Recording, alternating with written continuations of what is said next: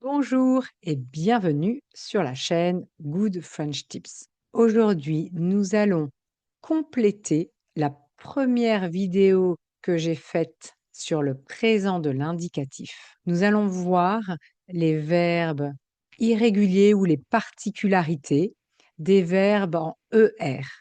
Dans la première vidéo, je parlais des particularités des verbes en ir, en war, en re et des verbes en général.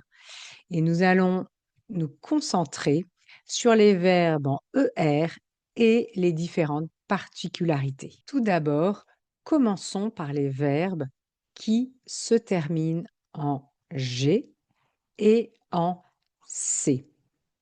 En effet, devant la lettre O, la base de ces verbes va changer un petit peu. Voyons ça. Pour les verbes qui se terminent en G, on va ajouter un E pour obtenir le son J. Par exemple, avec le verbe voyager, nous voyageons, je vais rajouter le E et ainsi je vais garder le son J. Si je ne mets pas le E, le son sera nous voyagons. D'où l'importance d'ajouter un E. C'est la même chose pour manger. Nous mangeons.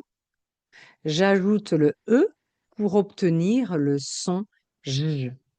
Si je n'écris pas ce E, le son sera nous mangons. Pour les verbes qui se terminent en CER, on va ajouter une cédille au C. La cédille, donc, c'est le petit trait qui est sous le C. Et ainsi, on obtiendra le son S devant la lettre O. Prenons l'exemple commencer, nous commençons.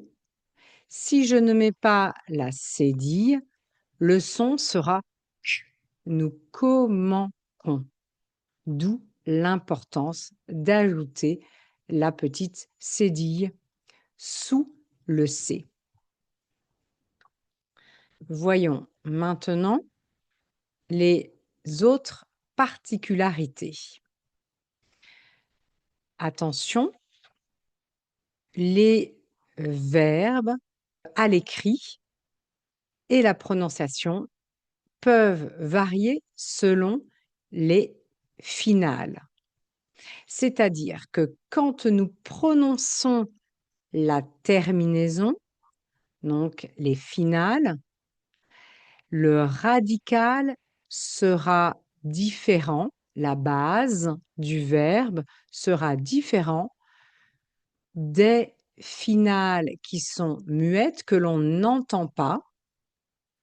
C'est-à-dire, vous vous souvenez, quand je conjugue le verbe en ER, le je, tu, il au singulier et au pluriel, le elle au singulier et au pluriel ou le on, ont la même prononciation. Je parle, tu parles, il parle au singulier, il parle au pluriel, elle parle, on parle. D'accord? Alors que le nous et le vous, j'entends la dernière syllabe. Nous parlons, vous parlez. Voyons maintenant les exemples. Acheter. Vous voyez, le son est E. Pour le nous ou le vous, nous achetons, vous achetez, pas d'accent. Par contre, quand la finale est muette, qu'on ne prononce pas la terminaison, nous allons dire j'achète et nous mettons un accent sur le est et la prononciation est différente. Vous entendez bien, nous achetons le son E, j'achète le son est, E et est. C'est la même chose pour lever. Nous levons, vous levez, le son est E. Et pour les terminaisons muettes que je ne prononce pas, je vais avoir le son est. Elle lève, je lève, tu lèves. Donc, très important. Il en est de même pour les verbes préférer, espérer. Le son est et, préférer, nous préférons, vous préférez, nous espérons, vous espérez. Quand la terminaison est muette, je vais avoir un changement d'accent. Je préfère, il préfère, donc elle espère. Vous voyez, du son et, cela devient est.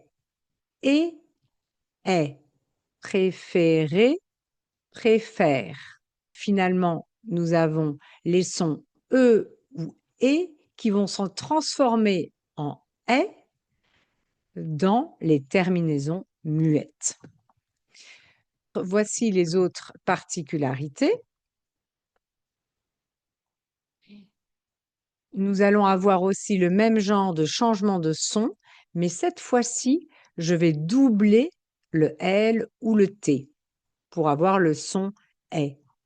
Appeler, vous appelez, nous appelons. J'appelle, tu appelles. D'accord? Donc le E est. Appelons, appelle. C'est la même chose pour nous jetons. Je jette. E est. Et cette fois-ci, pour obtenir le son est, je double la consonne. J'appelle, tu appelles, il appelle, je jette, tu jettes, il jette. Pour les verbes en oyez ou uyez, attention, quand nous entendons la terminaison, nous gardons le Y. Nous envoyons, vous envoyez, mais le Y devient I avec j'envoie, tu envoies, il envoie. C'est la même chose pour essuyer. Nous essuyons, vous essuyez.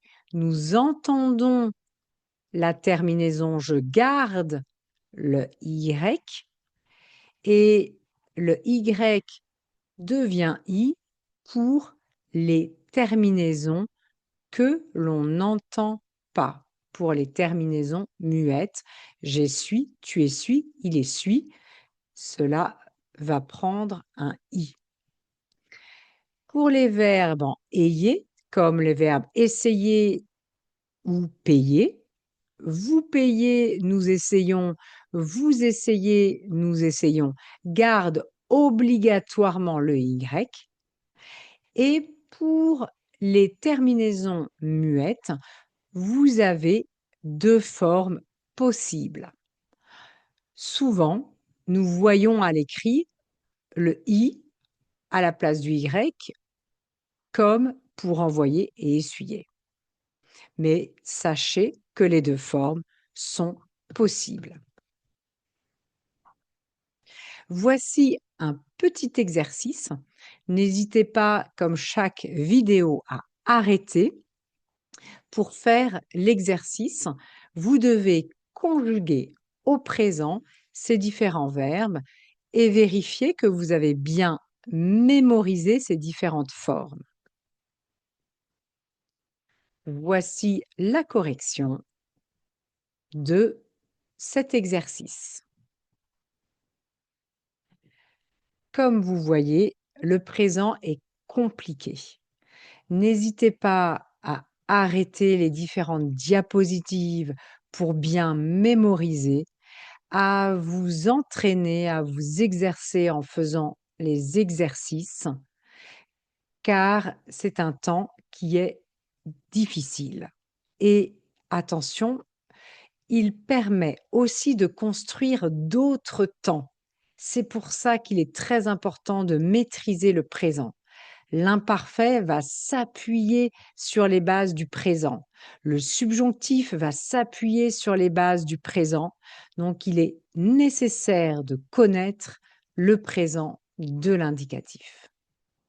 Merci d'avoir suivi cette vidéo. N'hésitez pas à liker, à mettre des commentaires, à aller aussi sur le site de goodfrenchtips.com.